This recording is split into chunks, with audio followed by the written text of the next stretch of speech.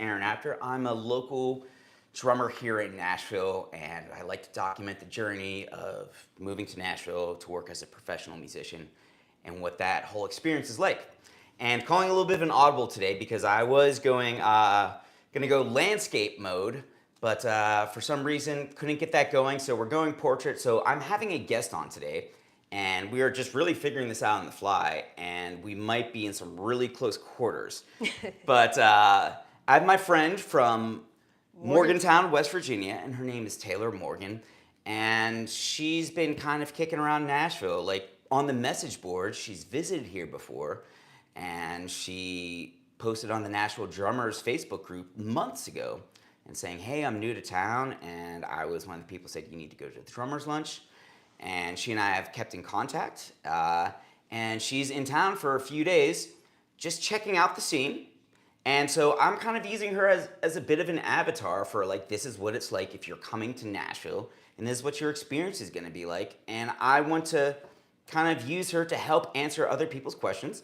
So I'm going to slip to the side right here, and I'm going to have Miss Taylor Morgan come on. Hi. So Taylor, we're a little bit intimate right now. Yeah. So why don't you tell me a little bit, real briefly, what's your background like? What's your experience like as a musician? All right. So my background is mostly in marching band. Okay. Throughout middle school, throughout into college. I went to WVU and I played snare drum all 4 years.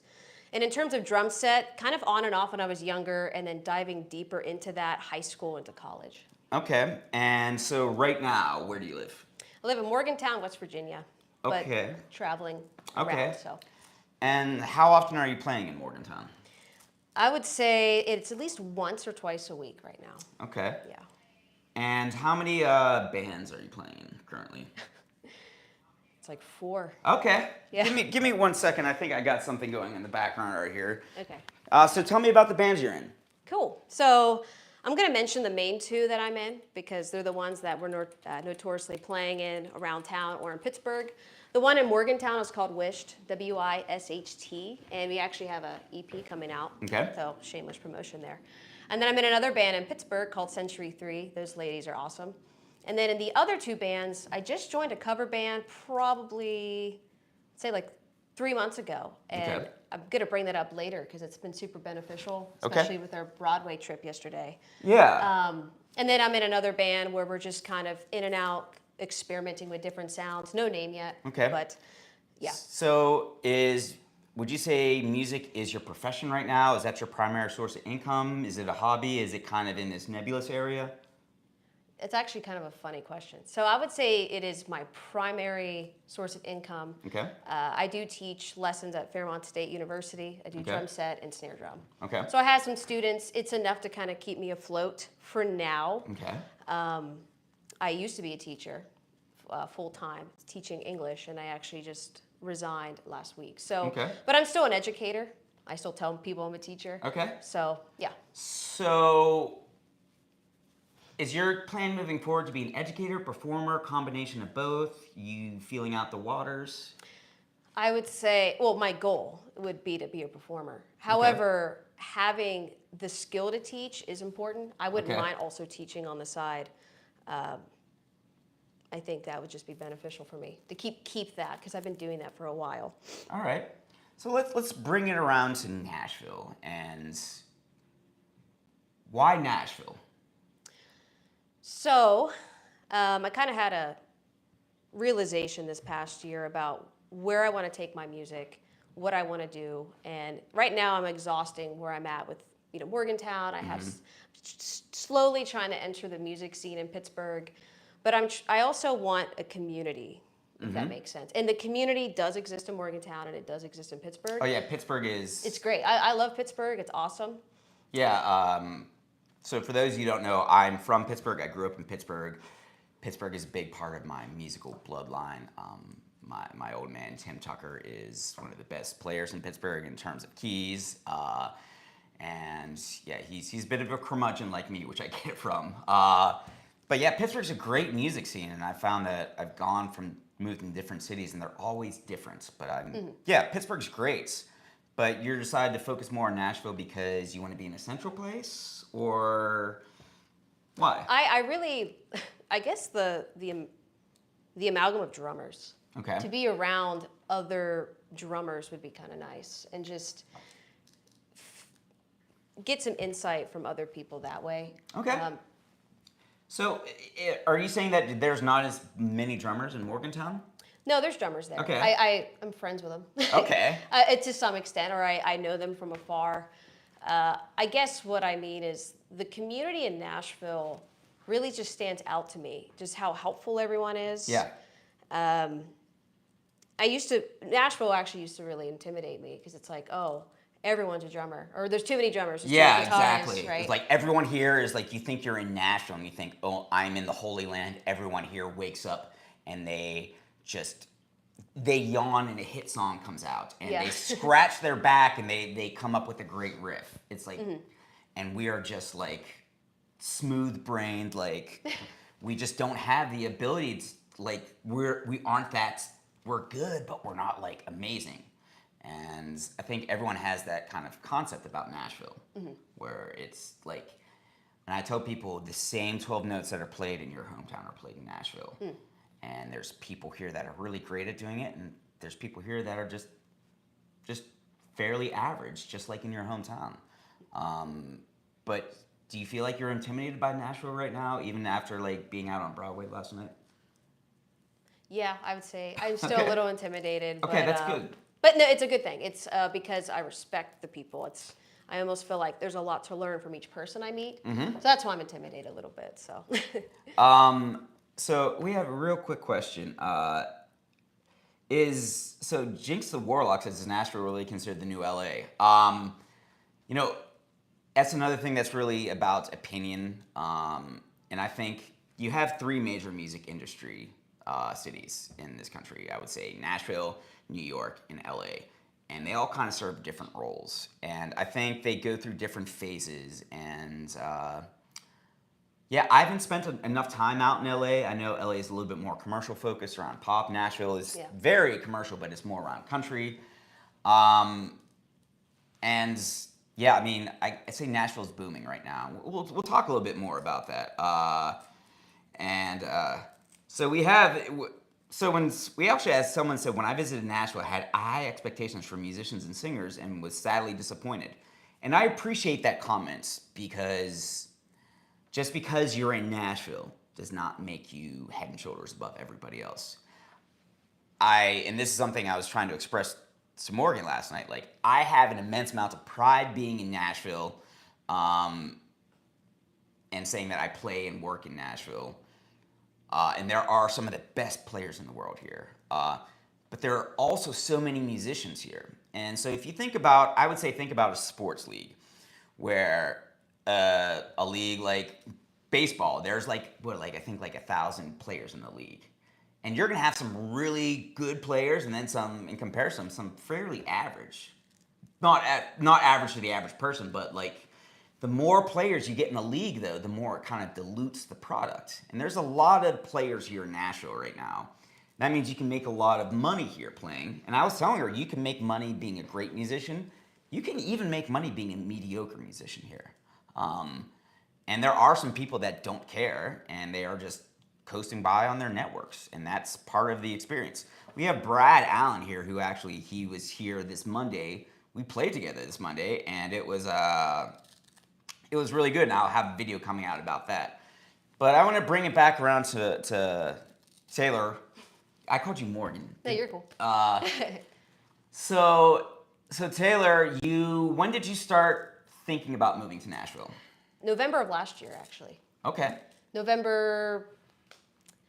October, November last year, I was starting to realize, where do I want to go from here? And I was kind of doing some research. I do actually know some people down here already, kind of semi-know them. Okay. So I reached out to them, can you give me some more insight? Yeah. So I will say I'm fortunate that I had some insight on the scene before I came down. Okay. They told me their opinion and what they liked, and then I was like, well, I want to go down and I want to get my opinion, So when did you first visit? That was in March of this year. Okay. Yeah. And how long did you visit, and what was that experience like? I think I was here for 6 days. So before I even came down, I was just calling people. I was messaging people. I was Okay. probably being a little upfront, too upfront. Really? Really? How Yeah, so? I was finding people on Instagram that said I'm a Nashville drummer. Okay. Okay, and I would message them. I mean, really nothing to lose, and I felt this pull to reach out to people, and I would say, and this is what I loved. They were all positive. I didn't get to meet all of them because they were busy touring or Yeah. they had gigs, but they would, hey, contact this person. Yeah. So I really felt like there was just energy moving with all the people I was talking to, and of course you contacted me because of the Facebook post the first time. Yeah. I got a lot of great people who messaged me on that one too. Yeah, and that kind of happened to me when I first moved to town, and I've really tried to share this with Taylor. Like, I was like, hey, I'm not trying to work an angle here, and she didn't imply that, but a lot of people were like way too nice to me when I first moved to town. They're like, oh, here are these charts, do this, like spending hours with me, and I'm like, I really appreciate this. Why are you doing this? Like, why are you being this nice? And one thing I found is that the majority of people here, the majority of musicians are really nice and want everybody to succeed. Yeah. And of course there's competition, but I've never been in a city where everyone is, or a community where everyone's like, all right, there's enough work for us all here. Let's rally around it. And so now you're here for your second time. Yes. And what are you trying to do this time around when you're visiting? So this time around, I centered it around meeting. I'm actually meeting up with Jordan Perlson, if anyone knows Guthrie Trap. So he's the drummer for Guthrie Trap. He's actually also a friend of my mentor up in Pittsburgh, Brian Wolf. Got me in contact with him. I met him the first time when I was down. I watched him play, and I was like, I have to meet with this guy. So it's actually Monday. We're going to meet up and kind of play. I guess you could call it a lesson. Okay. You know, just working through some things, also kind of talk about the industry. So getting his viewpoint, since he came from New York down to Nashville, and he's going to give me more pointers on what worked for him and whatnot. Okay, and when do you plan on moving here? So I would say 6 months. Now, I originally had my goal to be in July. Now, like with all people who can probably relate to this, like living situations are kind of iffy. Now that I've resigned from my job, I don't have that tethered down. But I would say 6 months or less. Okay. Just so I can get my finances in check. You know, just the whole nine. But I wanted to come down just to establish something, and I was telling my family that I want to almost like place an anchor. Like, I don't want to go in blind. I'm not expecting to come in with an instant gig, but to go in with like friends. Yeah, honestly. so I was saying that you're kind of fertilizing the soil. You're planting seeds and hoping some things start to develop from that. Yeah. So this is what I was asking Taylor last night. I said, what's your goal coming? Like, what do you want to do coming here? And what did you say last night? So I actually paused, just like how I'm doing now. Okay. I picture the goal almost like a giant triangle. You know, like I have tiers to this. But I mean, if we're going to go top down, I guess I've always wanted to tour. I know that's very vague. So I'm always careful what I tell people because, like, what do you mean? What genre? Touring, session drumming, and also just being able to be exposed to more people in music. But ultimately, career-wise, touring. So SD says, who's the woman on here? This is Taylor Morgan. She's from Morgantown, West Virginia. And again, if you're just joining us, she is moving here to Nashville. And we are talking about what it's like to move to a new town as a drummer or just as a musician. And why I'm having her on here, because I want to know, like, what are your major questions? Like, because there's a lot of people out there who have thought about moving to Nashville, and they have these questions, and I figured you would have a lot of the same ones. So why don't you tell me what questions do you have here? I guess for me, it's what you recommend you start with. Does that make sense? So for me, when I came down, I found a lot of success with Broadway. Okay. Because a lot of people are more than willing to say, hey, want to sit in, want to play. That's where I feel like there's a lot of avenues. I obviously want to do, Broadway's cool, and then maybe branch out to other things. Mm-hmm. But I don't necessarily know where to start. Yeah. It's very daunting. Yeah. It's like you come down here, it's like I have friends, but now what? Right? Yeah, and this is why I was asking Taylor last night, because she's like, where do I start? And that's a great question. And why I say, what are your overarching goals? What do you want? Because when you can be really specific about what you want, let's say you don't want to tour and you just want to focus on doing studio work or in-town work, that kind of helps steer your decisions versus like, oh, I want to be doing original music, I want to be touring. Those kind of things like kind of inform what you're doing. Mm-hmm. It's almost like if you're going to be a football player, you're not going to be out there practicing baseball. Yeah. Sure, there might be some skills that could maybe transfer later on, but like your focus is like, I want to do this. So you want to be touring and you want to be playing and you're still open to a lot of possibilities. Yeah. Is that correct? Yes. And do you want to make your living solely off of playing music? Do you want to teach? Are you open to it all? I would say most of it would be playing. I still like the teaching aspect. I do want to keep that, if possible. Okay. Which I know could be tough. And so are you looking to do more road work? Are you looking to do more studio work, in-town work? Any genre, any style, there's stuff that you don't want to do, like... Okay. And it's okay if you're not specific, because sometimes you want to cast a wide net, but also sometimes when you're trying to get everything, you get nothing. So sometimes it's good to have a focus, but it's also good to be able to pivot. Yeah. So is there anything that you're kind of wanting to focus on? When you mentioned on the road, that's definitely something I was leaning towards. Mm-hmm. And obviously some stuff here. It's funny you bring this up because every time somebody asks me, it's like, oh man, it's a feeling, which is such a horrible, like, No, it's not. It's not like, horrible. oh, it's a feeling. I don't know how to define it. I think a lot of people, like, I know what I want to do. I know what I'm working for. I respect the craft. So then what do I do now? Yeah, and I think since both of us have a background in academic music, a lot of times we feel this pressure to be like succinct and define something.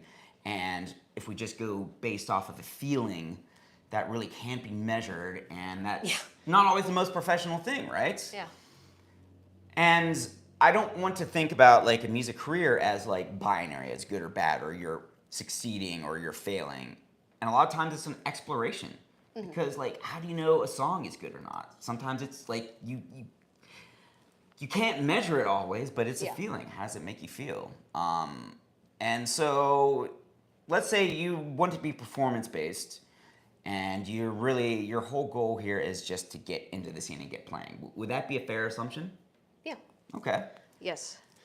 So with you saying that you want to get into the scene and just get playing, so Taylor was asking me, what's my advice? Well, and there's so many different places to start. And since we were on Broadway last night, I was framing a lot of things in Broadway terms. So for those who don't know, Broadway is a strip in downtown Nashville where about 18 hours a day you have about 100 stages going at one time, all different honky-tonks. So that's on Broadway and offshoots. And you can make a living down here playing. I know there's people making six figures off of there. I also know people who are kind of struggling down there and don't know how to make a living down there, or come here and just get chewed up and spit out. And what would you say like the skill ranges of the musicians you saw when you were on Broadway here? And you can like from the ones that we kind of just in general, like where's the skill range? Well, I kind of define skill in like different categories. In terms of like presentation, professional, like locked in. And some people are having fun than theatrical. In terms of the musicality, I think it was up there, and I respected it. Okay. So, and in my eyes, I see a really wide variance of musicianship on Broadway. I see people who are just unbelievable, and I see people that they're playing. I'm like, I was on the roof. I was waiting for us to meet up, and I was just listening. I could hear this one drummer. I don't know who it was. It was just phenomenal. Obviously, everyone's playing at the bottom. Wish I knew who that was, because I guess in a way you're right. There is like a wide variety of players down there, and he stood out to me. I was like, wow. It was some good, and I was all the way at the top, like looking down. So So let's think about like getting into the scene here. And there's a lot of people that, like when I moved here, I didn't know how to get into the scene. And we were talking to some people last night. I was like saying, what are your suggestions for her? And let's define the scene. Now, on Broadway, there's different sub-scenes. Like there's people who just play rock, emo, pop. There's people who just play country and nothing else. There's people who just play like 50s and 60s country and nothing else. There's people who just play 90s and nothing else. So what do you want to do when you're coming here, let's say if you're going to get on Broadway? Is there a style of music that you want to play, you don't want to play, you're not comfortable with? What questions do you have about that? I think first coming down, probably sticking with what I'm comfortable with starting off, which would be rock. Okay. Because I know when we were walking, for those who, obviously nobody was there for this, but he was like, what's the name of that song? And I would freeze. I Yeah. knew the songs, but in the heat of the moment, I was like, I can't remember the title. I can't Yeah. remember who wrote that. So if anything, just doing a little more homework with that kind of stuff, which, Yeah. I know songs. I think a lot of musicians like, I know that tune. Yeah, But yeah. do I actually like this, like, can you hear the first 10 seconds and be like, I know exactly what that is? Yeah, and one reason I was asking Taylor that, and I was like, what's the name of the song? Quick. And she was like, I was like, no, tell me right now. Go, go, go, go. And I was like I'm surprised she didn't mace me. But I was like I was not going to say aggressive, but I was trying to be direct and urgent because when you're up there on the stage and you don't know anybody and you're breaking into a scene, everything, the intensity, maybe the stress can be really magnified. And also, people know so many songs down here, and you might know a song, like you can hum a melody, but do you know the name? Yeah. Let's say someone calls the name of the song, you're like, I don't know that song. Maybe you do know that song, you just don't know the name. And I was also encouraging Taylor, I say, have a list of songs that you know and that you're comfortable with if you sit in. That was great, actually. Okay. So I had that yesterday. I thank goodness I'm in like a cover band back home, and that's something I'd recommend for anyone. Like actually, like no covers, and that's what I'm trying to do. Like I'm not perfect at all, but just having that in your toolbox. So when you're in that position to actually play, which we kind of had some opportunities here and there, and I might have some more later. I could pull up that list and be ready to go and have that. So here's the thing, like next step, and this is going to be on video, so there's a record. Okay. But I want you to memorize that list. Okay. Don't pull it up on your phone, because when you're like just kind of going up on stage, they're like, "Hey, what song do you want to play?" And then you like so I want everyone watching to do this exercise with Taylor and I. You're up on stage. I'm the band leader, and I say, "What song do you want to play?" Pull out your phone. Let's roll through it. Yeah, it's right here. You know how this is embarrassing. Don't even narrate for me. Just pull it up. I'm doing it. Everyone's watching live. See how long it takes? By this point, they're walking away, right? No, So I'm just kidding. I don't even want you. So she's speaking and narrating this out. Now, I am. want you, if you're watching at home, think about like if you're up on stage, time how long it takes you to find your song, okay? And it might take you, like she pulled up, like let's say it takes 5 to 10 seconds. I just put in a 2-second pause right there, and it felt like an eternity. So if you're up there on stage in a room full of people and there's all this energy going, and you're sitting, you're going in to sit in with the bands, and you're fumbling and bumbling around, and you can feel the energy sap out of the room, it gets really awkward.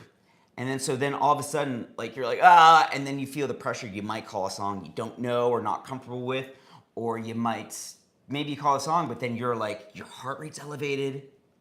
Everything is like just wildly crazy, and like you're already off on a bad foot. Yeah. Or not a bad, it's not like people are saying it's bad, but you're off on like your energy is all out of place.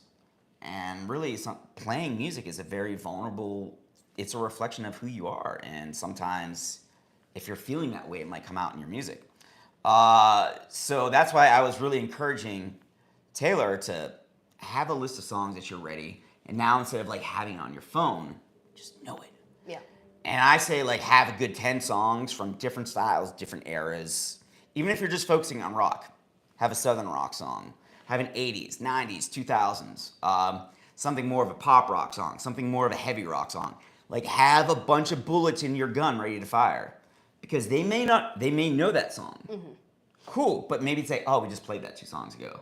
Then you call another song from another era, like, ooh, we don't play that style. And then all of a sudden you're like, ugh. Yeah.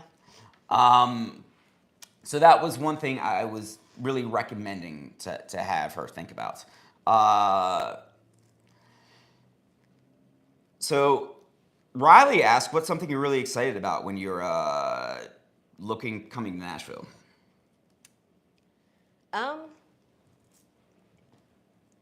Okay. So my main thing is kind of just being with people that are way better than me. Yeah. That's honestly what's really cool. I used to be really scared, honestly. Just intimidated, and I was like, I'm just gonna lock myself in the practice room. I'm just gonna practice until I'm really good. Yeah. And you can get good. Mm-hmm. But then, as I got older, I was like, I actually have to be with these monsters per se, right? Yeah. And just watch them and be around them, and so that's what I'm excited for ultimately. Whether that's not just drum set, by the way, like guitar, bass, singer, vocals, and just being around people, and you're just blown away at the level that you can really take things. So yeah, and you say monsters, and you mean monsters as like just technical powerhouses. Well, Monster, I always think of it's like technicality. Or just a musician, like a badass musician. Yeah, I mean they got their craft together. Yeah. There's just something about them, like the energy. There's like this person knows what they're doing. Yeah, and so that's one thing I wanted to say about when you're playing with people that are better or more experienced than you, and they can be monsters, like just amazing players. And I know you didn't intend this way, but there's also some of these people can seem like monsters. They can seem really. Some of these people they might be resentful that they're like not playing on the Grand Ole Opry, not playing in stadiums, and they're playing on Broadway, and they might want to, and they feel like inferior, and they may want to make other people feel inferior. So if you hop on a gig and they call this tune, let's call Hot Jive Butterscotch Blues by Left Foot Satchel. It was off 1924's, Blueberry Knapsack album. You're like, I don't know that. Yeah. And then one of these players like, you don't know that? Oh. And like that happened to me so many times, and I felt so ashamed. Like when I came to Nashville, I knew zero country, and there's a couple times people called songs. I was like, oh yeah, sure. And I was like, I have no idea what song that is. And I was explaining to Taylor last night, if you don't know a song, it's okay. There's going to be people that say it's not okay, but we all start someplace. And sometimes when you're around better players, there's going to be better players than you that are going to be really willing to help you. And then there's also some players that are way better than you that just don't have the social skills. Yeah. But it's kind of an axiom about music that I didn't really learn when I was younger, is that you can be a badass player, but if you make people feel like shit, like personally, nobody wants to play with you. Yeah. Also, where can people find you? Like YouTube, Instagram? I had that question pop up. Yeah, I have an Instagram. I'm currently I just post updates after they kind of happen. I'm getting better at using social media and whatnot for my music, but it's TM Drum. So the letter TM Drum. Okay. And that's where I'll be posting all my stuff. Okay, that's Instagram or is that YouTube? Instagram. Okay. Yep. All right, cool. All right, so other questions you have from like last night about so Taylor and she met up. I was playing a gig last night. I had a couple gigs yesterday. One of them got double booked, so I said, hey, I will still come meet you because I made that promise to you. And I want to make sure she gets some of that information. So we walked around and saw some places last night. We were like having these conversations, and you were asking some questions, and I couldn't answer all of them. But like, what is a question that you had from last night that I didn't really get to answer? Well, actually, I just thought of a new one real fast. Okay, go ahead. You texted before I came down to Broadway, said, do you have in-ears? Okay. And I didn't, and I was wondering if that's something you'd recommend. Like, what kind of equipment, in addition to clearly, Yeah. for drums, what you'd recommend. Because you brought that up, and I was like, oh, I don't have that. Yeah. And I was like, Taylor, didn't you watch all my YouTube videos about Nashville? I didn't do my homework, sorry. So I have a playlist called the Nashville Experience. I'm going to update that, maybe put some new videos on there. But I've done a lot of videos about what you want to have if you're playing in Nashville, if you're going on Broadway. So when I go to sit in, if I'm planning on sitting in playing somewhere, I will take my stick bag with me. Let people at the door know, oh, he's a musician. Also, sometimes people, I'm happy if another drummer wants to use my sticks, other drummers are not. So I say, like, have some of your gear with you. But also, some place runs strictly off of in-ear monitors. They don't have floor wedges. So you don't need to have a receiver, just have the buds, the thing that you plug in to the pack. Have those with you in case you want to go sit in and play a place that uses strictly those packs. Also, I encourage, like, if somebody sits in while I'm playing, I say you can adjust whatever you want. But a lot of musicians, they're like, nope, don't do that. And I would say don't do that unless you ask if that's okay. But yeah, I would say have a pair of earbuds that you can use for in-ear monitors. What other questions do you have? When we were on Broadway. Yeah, just in general. Yeah, I mean, you represent so many people out there. So ask your questions. Man. You're on the spot. Go. Oh no. Yeah, you might have to give me a second because we went over a lot. Yeah. Today, right before this too. So I'll get, like, I remember the last thing we were talking about last night was that you were like, okay, so do you have to join a band down here? Do you play that was a good question. Yeah. So Taylor was asking me, like, we went and saw all these other bands. She was like, do you just stay with one band and play in one place? Do you play with a bunch of other bands? And I said, that's a really good question. And I say, what do you want to achieve down here?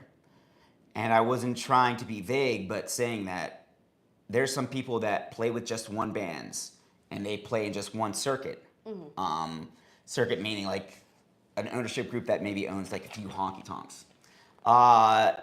And they just know they aren't this human jukebox, but they get together with a band, they get really tight and they know like 100, 150 songs, so they can fill up a 4-hour slot, which is what a honky tonk shift is gonna be. So you can go about doing that, and that has its advantages because you can get really tight with people. Yeah. It's less of like, you're less gonna be put on the spot. And there's something about like playing with people that you're familiar with that is comforting, and it lets you know, oh, I know how this person's tendencies, we're gonna like, so I can follow them and follow their cues and see how they, because she was asking me about song ending. She's like, what do you do with songs fade out? And I say, well, who are you playing with? So if you're playing with a group of people, you know how you end the songs. But then how do you get a group of people here and get into a honky tonk or get into a circuit? And you have to meet and network people. And what I was getting around to saying is that how do you network and meet people down here is like, sometimes you just have to fill in on a gig. And how do you get those first gigs? You know, sometimes you have to be like, there could be somebody desperate. I need a drummer right here, right now, ASAP. You'll see like on one of the Facebook message boards, SOS. And because sometimes it's like 1:55, the drummer calls, hey, I can't make the 2 o'clock gig. I just got into a wreck. And sometimes they just want a warm body there. So what happens if like you answer one of those calls and it's like a bunch of country tunes? What are you gonna do? That's a good question. Okay, so I really don't know, honestly. I don't want to just, for me, I want to produce quality. Okay. I don't want to go in and just, I'll just go through the motion. So that's actually, I don't know. I don't know what you'd recommend if, Okay. you know, in that situation. So, and Or that's, if you've ever been in that situation. Where yeah, there's yeah, a I've been lot in that of- situation yeah. before. And it really, like, you have to be, I always say, like, look at your overarching, what do you want to achieve? Okay. What are your goals in the music industry? And I have very similar values as you. Like, if I'm going out there playing, I want to be my best and sound my best. And sometimes you don't have that option right away because you are just trying to get your foot into the door. Yeah. So one thing, so talking about that, if you get a call like how long you've been in town, what are you trying to learn, what are you trying to do? And sometimes you're like, listen, this might be my only shot because you've been in town for a couple months and you've been trying to find gigs, trying to meet people. And like, I've known drummers who've come to town who've been here for 6 months, year, 2 years, and they just haven't been able to break in for one way or the other. Maybe they haven't met the right people or found the right opportunity. So if you're in that situation, sometimes you have to swing. And sometimes, you know what? You're going to miss. Yeah. And that's another, what was another thing I was telling you, one of the first things I was telling you, that be prepared for this. And I was asking, what was that other musician's name who had the bucket? Oh, man. Is it like, I think it was Tristan. Mm-hmm. Yeah, you were speaking to him about what do you recommend, and he told Yeah, us.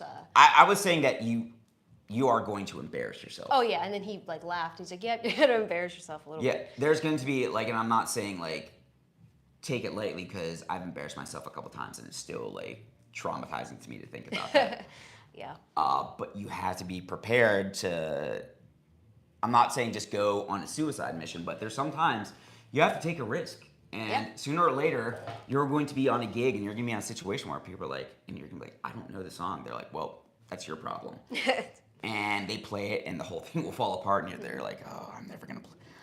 Everyone has a moment in this town when they're playing. They're like, I am just worthless. It's a big small town though. Yeah. Everyone knows each other. Yeah, So. It's like I am way out of my depth. Everyone's going to find I am no good at this. I am just faking. I shouldn't be here. Everybody has moments like that here in Nashville. Everybody. Everyone has a moment when they first move to town where they're like, I can't do this. And one thing I frequently say is that Nashville, the music industry, all this in general, is not a talent show. It's not a skills competition. It is a marathon. And you just have to like keep putting yourself out there. And sometimes you get knocked down. But bringing it around to like, what do you do in a situation where you get an opportunity where I would say like, you're like, listen, I can help you out. This is what my capabilities are. Okay. This is where I'm at in my journey. And that's still a little bit of a risk on your part.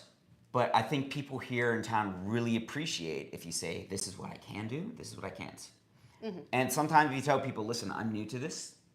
If you're willing to take a chance on me, give me a song list ahead of time, I'll be my best to be prepared with it.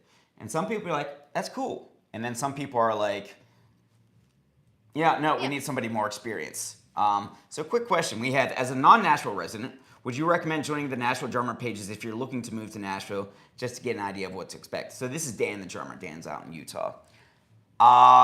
So I'm not an administrator on that page. I can't tell you what to do about that. Taylor, you joined the page. Yeah, I did. Okay.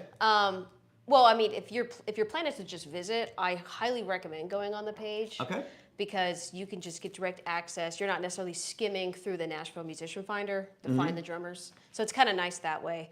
And that's honestly where I got a lot of feedback there when I posted about I was coming back a second time around. So I think it's important to join it to also see what people are looking to do. Like, hey, I'm a drummer, I want to do this. And you kind of see the interaction with people. And I'm like, oh, okay. Yeah. Especially the Nashville Musician Finder Facebook page, looking at, hey, we're looking for someone to do this. Yeah. And now I kind of get an idea. And you almost kind of can see a pattern. Yeah. Right? So it's like, oh, okay, cool. So when you're like, let's bring it around to like trying to get on a gig and trying to maybe find a band to work with, you need to like find a way to meet musicians and network. And I was trying to express to Taylor that when I first got to town, I thought I only had to play country music. And I didn't know anything about country. And so I just jammed as much country music into my ear like 24 hours a day for about a year to really get a feel for those things. And you don't need to know country music to play because there's like a rock and pop scene. And you can maybe just network in those areas. Like, okay, so there's certain hours of the day where rock and pop are going to be more prevalent. And I find that later at night. There's also certain clubs, certain circuits that just do rock and pop. So if you want to do that, I would suggest hanging out at those clubs, meeting the people there, and not just like staying there for 10 minutes, like stay for like a full 4-hour shift. Write down every song they play. I'm not saying you have to know that song. You're like, okay, this is something that I need to know these songs. You know, I'm not saying you have to know everyone, but like, because everyone has a different playlist, and you play different songs every day. But if you can start getting a feel for like what's going on, start from there. But also, it's just like meeting people. Yeah. Because there's some great drummers here that don't work, and it's not because they're not good drummers. Hidden gems everywhere. That's another cool thing. You just go around and go to a diner, and you like. I went to the diner on Friday. I just never. I don't know this drummer, but just phenomenal. Yeah. There's some crazy talent everywhere, really. So Yeah. I like that. And I've also found that sometimes you see people on these bigger stages, like on TV, and you're like, I can play like that. I think I'm better than that musician. And maybe you are, but that musician probably did a lot of work, networking work to get there. Yeah. And then also, you don't know what the conditions are like on that stage, if they can hear anything, if they're instructed, like, but it's very much like it's not just one way. There's like networking, there's like knowing your music. So we know that you don't know country music, or you know, you're not that familiar Yeah. or comfortable with it. Do you plan on learning it? Do you think you need to learn it, or are you unsure about that? I think that's something that I'll be kind of working on with the cover band back home. Okay. They like country. We're kind of going through a circuit right now. We just finished up 70s. We did some like 90s. We kind of jumping around. They also like country, so I'm gonna hopefully try and push forward with country, just to have it. Am I gonna be well versed in country? I'm not sure. I mean, that's not necessarily my goal, but I definitely don't want to say. I don't want to refuse it and say nope, no country. I don't think that's going to benefit me. I think it's still important to be exposed to all of it and to play all of it. Yeah. So I mean, and there's people. So there's people, wildly successful people here that do not play country at all, and they're like, that's not what I do. And I think that has its pros and cons, because on one hand, you can really focus on a certain area and be really good, like, and not be like, this is what I do. Like, I'm not jack of all trades, master of none. I do this. But then also, like, exposing yourself to more musical styles, more work opportunities, and, you know, more diverse set of skills. But it takes a long time.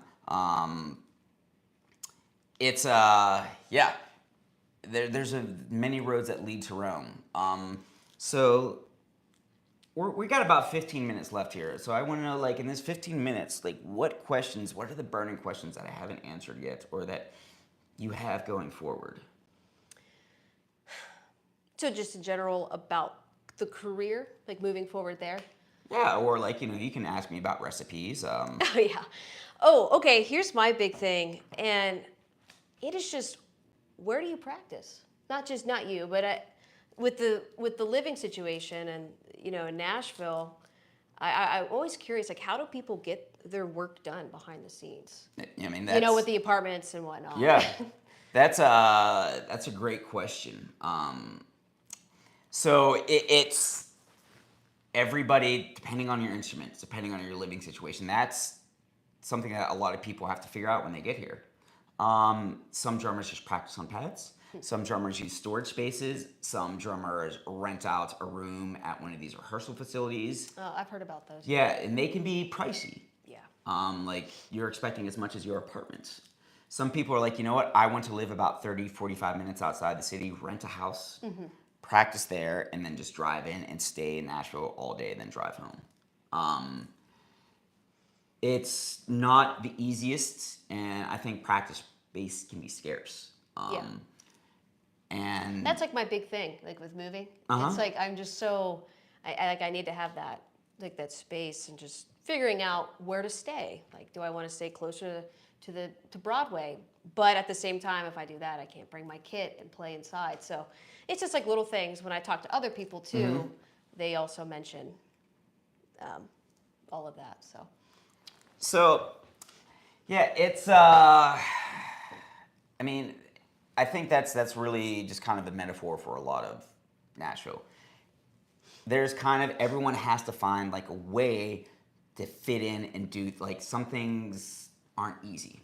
And you could focus on, like, okay, I could focus on the obstacle, or I could focus on a solution around that. You know, like right now, like, my car is dead. Yeah. And I'm in town maybe like 1 or 2 days a week, because I'm always going on the road or traveling. And then when I'm in town, I live close enough to Broadway. I was like, well, I'm just going to push a cart down to Broadway right now. and I might not play as many other gigs outside, or like maybe I'll just like Uber there, but I don't have time to buy a new car right now. Maybe I'll just get on Carvana when I'm on a plane or something, but I just really don't have the time or the resources. But everyone finds, you just got to find a way to do it. So a couple. So Mitch, thank you for watching. I really appreciate your comment, Mitch. So we had Snotmog say, I think there is a lot of wishful thinking. So he's a drummer and his former music major. Honestly, believe Nashville's best days were the '90s and since fell from grace. And thanks for sharing that. That's one thing I wanted to like share a quick opinion about or thought on, is that people always say like, and I think country music's very much this way, where people are reminiscent of the past. Where they're like, this was so much better back then, and now it's not the same. And that is absolutely right. Hey, Maggie. It is absolutely right. Things were different back then. Things are changing moving forward. And I'm not saying it's better or worse, but things are always changing. And so we can focus on the way things were back in the day, and we're always thinking to recreate something from the past, or we can say, like, this is where it's moving forward. Like, if you think back in, like the 60s and 70s, you could make a living playing Holiday Inns. You probably got more money on a record label. I don't know. You could make a living touring or doing something like that. And now it's like, it's vastly evolved. But you know what we have now? We have like, we can do our own marketing and our own photography and videography. Does that mean it's easy? No, it's a lot harder and it's different kind of work. But we can record an album in our bedrooms right now. Doesn't mean it's gonna go solid gold, but in the 60s, you couldn't do that. And I'm not saying it's better or worse, but things are different, and things are always going to be different. I was bunny trailing a little bit there to answer a few questions. So we were talking about, so maybe you should help get me back on course. We were talking, the last thing I was talking about was, you're talking about drum space. Yes, yeah. Any other questions as I look at some of our viewer questions? I guess for me, this is so recent, so that social media, I made an Instagram, and kind of like your opinion on the importance of having that presence online. As someone, like you have yours online, that's how I know you. Yeah. Just any advice, I guess, on how to use your social media in a way that's like marketable as a musician, just to showcase what you're doing. I think that's a great question, and you ask somebody dependent on their age, depending on their views, they're going to have a bunch of different questions. They're going to say, do this platform, do this, and a lot of times it can be very overwhelming. And that's to be expected. I would say that you should have social media. Should that be your entire focus? No. If you don't have social media, that could be a liability to you. If you do have social media, it could be a liability to you. So there's no. So I'll give you a couple ground rules. When I first moved to town, I really hadn't played that much in years, and I was trying to get gigs, and I could play, and I was sending people reels of myself playing, like actual, like not Instagram reels, but actual like, here's recordings, here's video. Like, this is great, but you're like a ghost online. You're not playing it like. I don't even know you. You're not real. And I was trying to do get some gigs through social networking, but like if I didn't have anything online, I couldn't get gigs that way. And so a couple things I learned. I need to have something on social media, but also going out in person, way more effective than social media. Way more effective. So a 5-minute conversation is better than 5 text messages, whatever, back and forth. Between somebody. So having a social media presence is important, but you also need to get out there. Also, it can be a liability for a couple of reasons. It can become your main focus. And there's people who are just Instagram musicians out there, and they're making their living off of that. There's nothing wrong with that. But if you want to be a live performer, if you want to go on tour, I would say you should have some social media, but it shouldn't be like your entire focus. And also with that in mind, a couple things about social media. I would say you want to post consistently, not like in an annoying way, but when you're posting, and maybe like I try to spend like 15 minutes. Like I open it up in the morning, maybe post something, make a few comments so people know who I am. So I'm there. Do the same thing at the end of the night. The rest of the day, I try to put it away. So that way I don't get sucked into it. And it becomes a liability in terms of a time drain. But also, it can be a liability in terms of, this might be a hot take, but stop posting your opinions on things online. This is just maybe I'm just getting begrudgingly curmudgeon, but if you post your opinions, that's great. Is it going to change anybody's mind? Probably not. What is it doing?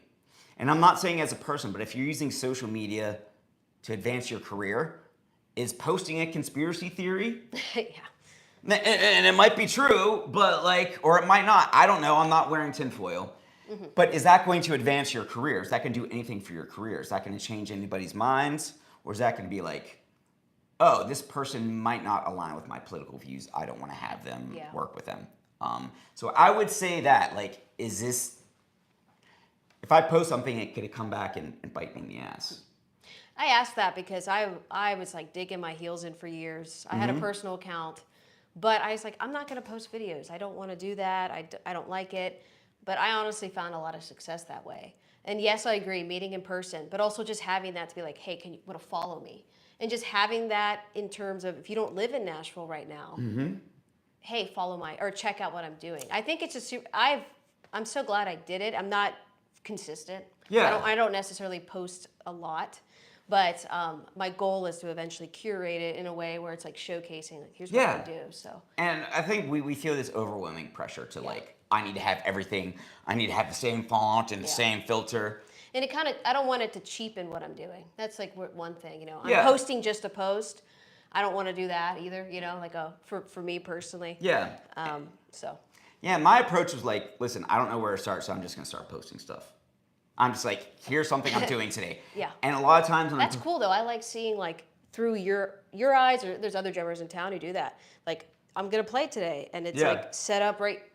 Can't see me. Set up right here, and I can see from your perspective the crowd and you fiddling with the cymbals, or it's just kind of nice to see that. So. Yeah, and I think that's what Taylor's saying is. I want everyone to keep this in mind, because when she's seeing me do stuff, I'm in my head, I'm thinking, no one's watching this. This is boring, this is stupid, I'm a poser, I'm an imposter, and I'm not that good at music. But somebody else is oh, I get to see something that I don't do every day. And it's boring to me because I do it every day. And I think no one's going to like this, but there's people out there that could really benefit from it. And that's kind of what I do. So I want to just scroll over a couple quick questions. Oh, hi, Nelly. So you mentioned how it's difficult to drive in Nashville. Is it possible to rely on public transports? Nashville does not have a great public transportation system. I would not recommend moving here and relying on that at all. So Jay is asking, what is something you think will become more important in the coming years for booking gigs that you have not implemented? It's, what music comes and goes, and it goes in these different cycles. I would say kind of try and stay on top of trends. Or sometimes if you follow a trend, by the time you get there, it's already moved on to something else. But for me, I know what I want to do. I started doing YouTube, and that for me is kind of more of a long, slow grind, and that's helped open up other doors for me. But it's taken a long time. So I don't know if there's anything definitely coming down the line that I can predict. I just say find something and go with it. Talking to bar owners, I personally don't do a lot of that because I'm being hired by other musicians. But having relationships, Nashville, the music industry is a relationship town. So having relationships with everybody you meet and play with is great. Even if you're a side musician, having a relationship with a bar owner is great. So we have someone, their autistic son, Nate Higgins, loves my music. Thank you so much for watching. Yeah, and Maggie, you don't have to be on Instagram. And I like face-to-face interaction as well. And I've had problems with social media where it's hooked me in and exposed weaknesses in my just exploited some of my literally some of my traumas. I don't know how it does that, but you have to be really careful about those things, and it's a double-edged sword. It's very saturated. And so Brad Allen says that having some mystery to your persona, not sharing every thought that comes through your head is a good thing. I think having mystery is a good idea. I mean, it's like I try to be very open about who I am and my experiences, but I also like keep certain things private in my life to respect, my friends, my family members, and I also like to keep other musicians' names anonymous unless they decide to be on here. But there's only so many battles you can fight, and sooner or later you have to fight some battles, and you're gonna have to suffer some consequences and make some sacrifices. There are some artists that I won't play with because of the way they conduct themselves personally, and I might miss out on some work in the short term, but that's a line I draw. Let me see what. And okay, I'm just looking at people's questions here. So Taylor, one last question. Do you have one last burning question before we wrap up here? Right now, no. Okay. So, any piece of advice for somebody coming to Nashville to visit or thinking about moving here? What would you recommend?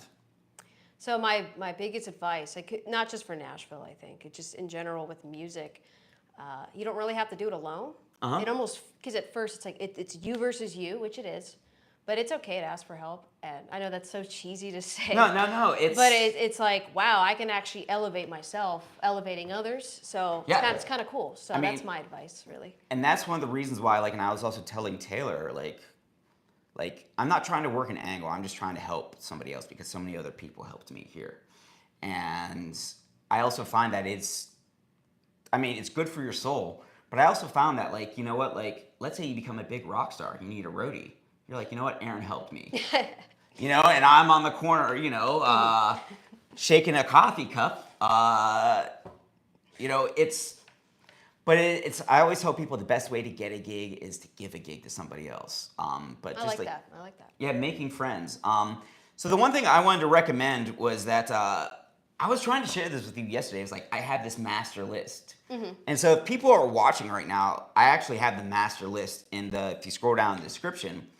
So there's a Spotify list of all the songs that I suggest people know, and it's literally I think 36 days. Or these are all the songs I've had to play on Broadway. But they're also all the songs I have charts for as well. So I have a list there, and I actually started I spent a lot of time compiling a list of charts of that people could use on gigs in short terms, and that's also in this description as well. And one last time, Taylor, where can they find you? You guys can find me on Instagram, TM Drum. Okay. Be kind of posting what I'll be up to the next couple days in Nashville. So. Okay. All right. Well, thank you so much for watching. If you have questions in the future, drop me a line, AaronApterMusic @gmail.com. Follow, subscribe. All the engagement really helps. And if there's anything else I can... Brad was asking how... The BPM test, that's not code, that's a drummer thing. We were out the other night with some of these people. I'm like, what's the BPM in this song? Oh my gosh. And you have to know it like that because you have to count when you're counting off a song. But Brad's another cat dad as well. Thank you so much for watching. Again, be kind to one another, especially as we're in this ratcheting up era of everyone, we're being so divisive and the world is coming to an end. It probably is coming to an end. Every day we're getting closer to the end. But until then, let's be kind to another. And if there's anything I can do to help you, let me know. Help out your fellow neighbor. Anything last thing to say, Taylor? No, thank you so much for having me on here. All right. Thanks so much for watching. Y'all have a great week.